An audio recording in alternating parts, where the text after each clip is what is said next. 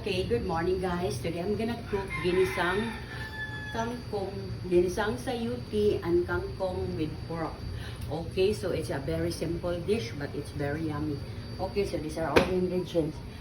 Salt, black pepper, soy sauce, oyster sauce, water, the sayuti, pork, and then garlic, onions, spring onions, and then the kangkong. Saute the garlic.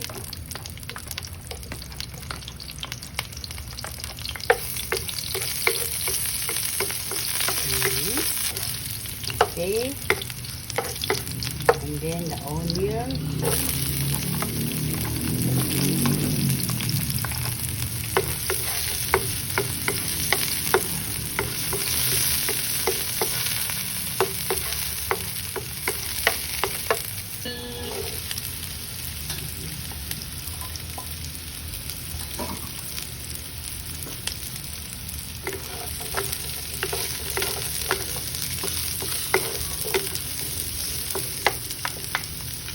soy sauce,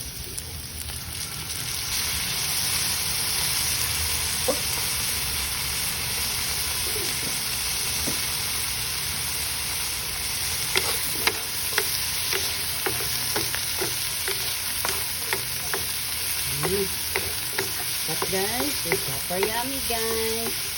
The pork is already cooked, so that's why hindi ko siya sinabay sa ano. That's why huli ko siya inilagay because the pork is already cooked. Okay, let's put that.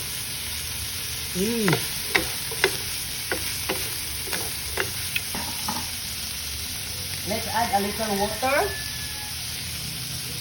The oyster sauce.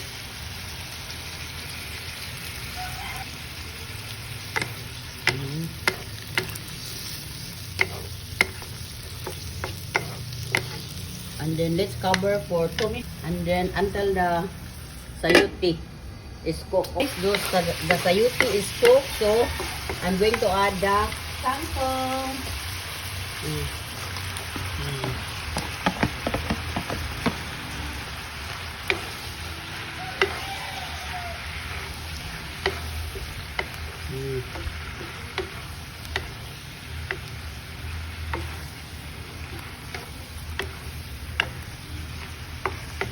Okay guys, so let's cover for 1 minute or 2 minutes and it will be done.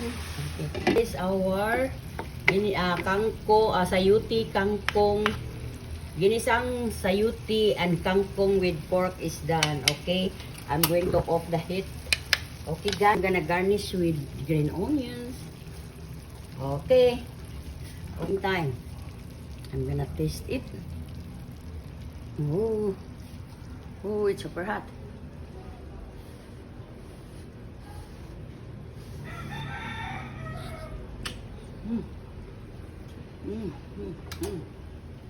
Yummy. Super yummy. Our sayuti, ginisang sayuti, and kangkong, kangkong. Ginisang sayuti and kangkong with pork is done. It's super yummy. It's very simple dish, but it's super yummy. For another recipe. Bye bye.